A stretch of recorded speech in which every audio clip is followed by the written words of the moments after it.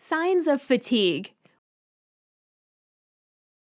When the dog starts to show signs of fatigue, try the exercise 1 or 2 more times to see if the proper position can be achieved. And if the dog is still unable to perform, then it is time to stop this exercise.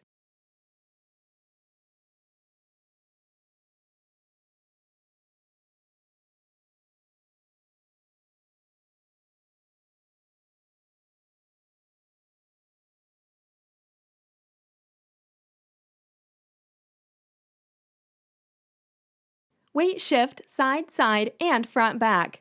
The goal of this exercise is for the dog to shift its weight when standing parallel to the fulcrum in a side-to-side motion, which engages the core, the abductor and adductor muscles of the shoulders and the hips.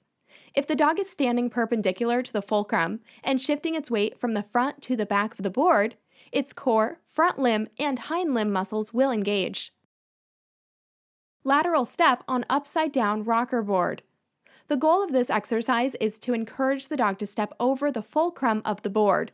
This exercise increases body awareness and strengthens the abductor and adductor muscles of the shoulders and hips.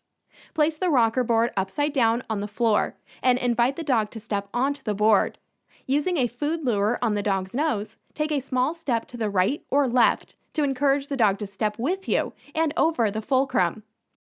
If the dog is having difficulty, you may need to turn your body into the dog to create some pressure, or you may need to touch the dog's rear toes or hip with your hand to give them more information to encourage movement in the direction you desire. Repeat the motion in the opposite direction to work the muscles of the body evenly. Balance stand on upside-down rocker board on top of a donut holder. In this exercise, the dog is demonstrating an isometric contraction as the dog maintains a stand-stay position. The forelimb, hind limb, and core muscle must all engage in order to maintain balance and form.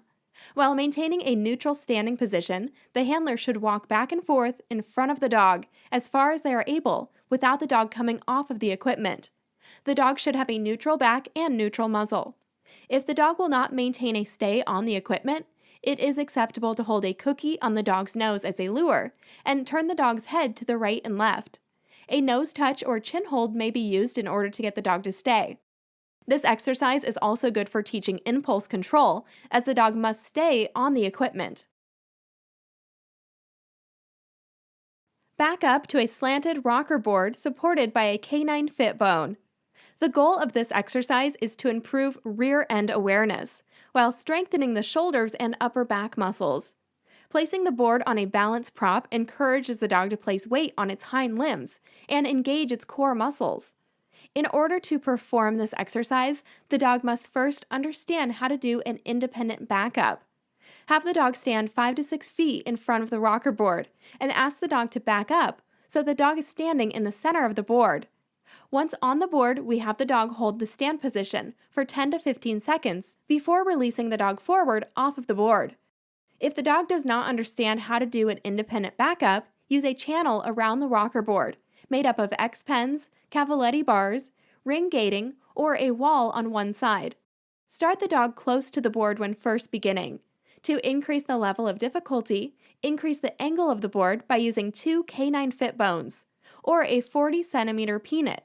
Place the dog further away from the board so it has a longer distance to back up. A cool down is important to bring your dog's body back to its normal physiological state. A gradual reduction in heart rate, blood pressure, etc. lowers the probability of post-exercise disturbances in cardiac rhythm. Similar to the warm-up, the cool-down will promote arterial circulation, which aids in the effective removal of metabolic waste and rebalancing of oxygenation within muscle cells. To cool down your dog after your workout, it is recommended to go for a 5 to 10 minute loose leash walk.